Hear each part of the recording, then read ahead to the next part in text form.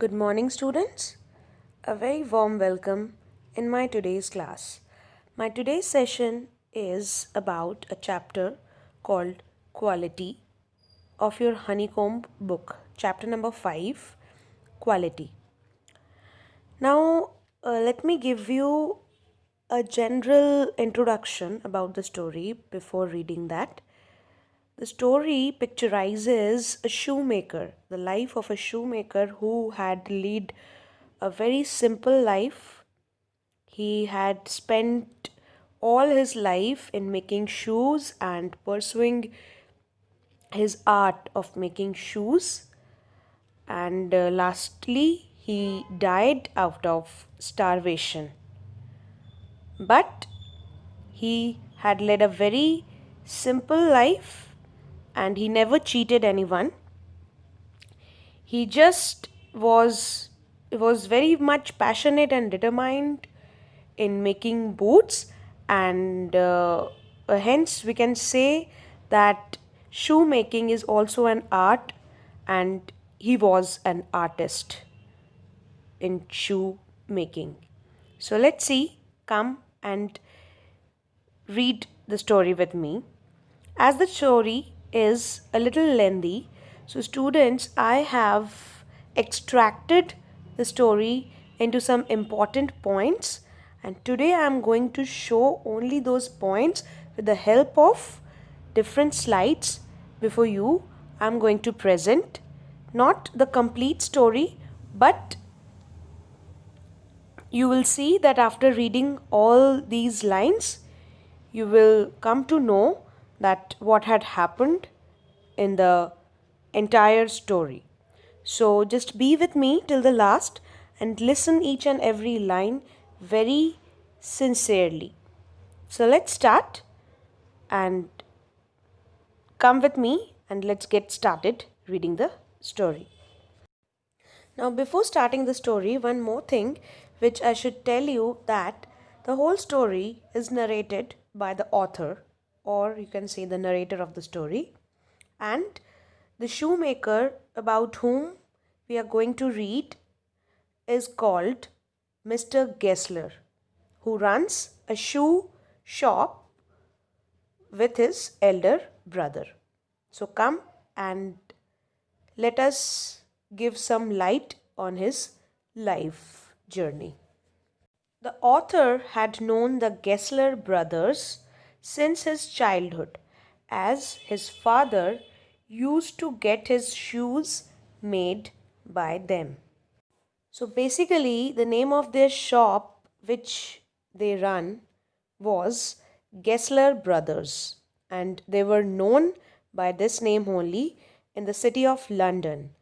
The shoemaker was a German shoemaker, students, and they were settled in the city of London with their shop. Their shop was settled in a very fashionable part of the city. The Gessler brothers had a small shop with two shops let into one. There was a board saying Gessler Brothers, along with a few pairs of exotic looking leather shoes outside the window. At the age of 14, the author got his first pair of shoes made by the Gesslers. He thought that the boots made by the Gesslers were mysterious and wonderful. The brothers made shoes only on order, and as the author has stated, the shoes lasted terribly. Mr. Gessler was confident of the work he did. It was difficult for him to accept complaints if they occurred at all. He even returned the payments if they turned out to be faulty. One time, the author absent mindedly went into the Gessler's shop to place an order in a pair of boots bought in an emergency. Mr. Gessler stared at the boots and took his order without showing him any leather. It hurts you there. Those big firms have no self-respect. Drat. They get it all. They get it by advertisement, not by work. Those are not my boots. They take it away from us who love our boots. It comes to this. Presently, I have no work. Every year it gets less. You will see. 2 years later, they had sold one part of the shop. It made the author feel guilty and he ended up ordering 3 pairs of shoes instead of 2. His next visit happened after a gap of months. The elder Mr. Gessler had died by then. After that, the author saw the younger Mr. Gessler a year later. He looked more aged than he really was and was slower than usual. The author felt grieved at heart and ordered 4 pairs of boots. A week later, he saw that the Gessler's name was gone. There was an Englishman in the shop. Mr. Gessler had died of starvation. You see, he went to work in such a way not a man in London made a better boot. But starvation? He was sitting over his boots day and night to the very last. He never gave himself time to eat, never had a penny in the house. All went in rent and leather. How he lived so long, I don't know. He was a character, but he made good boots. Yes, he made good boots, really. So students, this is where we have ended the chapter, and this is what you can say a brief reading of the story which I did today with you in this video. As the story is not divided into parts as other stories, so I had to do this. I had to extract the story into some important lines which I have shown throughout the video. And next, you just look forward towards the animated version of the story, and after listening the next video, the theme of the story will be much more clearer to all of you. Quality. This story is about the Gessler brothers who were shoemakers. They owned a shop in a stylish part of London.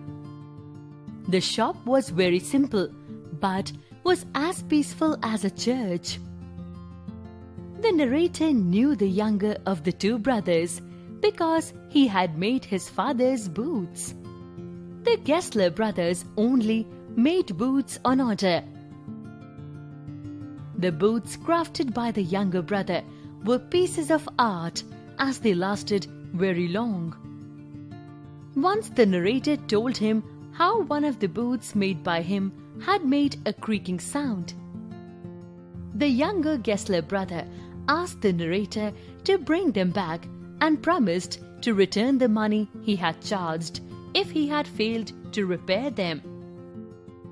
He was a very honest and hard-working shoemaker who cared about the smallest detail in the boots he crafted. That is why he could easily spot the problems in a pair of boots that the narrator had bought from a big company. He was angry that the big companies charged a lot of money for poor quality boots. He was also upset about the big companies making a lot of money only through advertisements and not through quality work. Seeing the shoemaker so sorrowful, the narrator ordered several pairs of boots. The boots were so well made that the narrator did not feel the need to visit the shoemaker for a long time. After 2 years, when the narrator visited the shoe shop, he met the older brother and inquired about his younger brother. The shoemaker revealed that he was the younger brother and his older brother had died. The narrator was shocked to find how much the younger Mr. Gessler had aged, so he ordered several pairs of boots again. He received them after a very long time, but their quality was better than ever and they lasted very long. Soon after, the narrator went abroad. A year later, when he returned to London, he went to the shoe shop. He realized the shoemaker looked 15 years older and was very weak. The narrator placed an order for several pairs of boots. He received them after a long time. Excitedly, he tried on all the pairs and found that each one fit perfectly. The narrator immediately posted a check for the shoemaker. A week later, the narrator visited the shop to convey his gratitude to the shoemaker.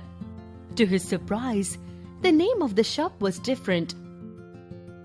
Inside, he met a young Englishman instead of the old German shoemaker. The young man told the narrator that Mr. Gessler had died of starvation. The man spoke of how the shoemaker had worked hard to complete the few orders he received due to increased competition. He was so particular about his craft that he did not allow anyone else to help him. Delays in delivery also led to loss of customers. Despite using the best leather to make the most perfect boots, he had no money. He spent all his money on leather and rent. He dedicated his life to his art. Animated version of the story.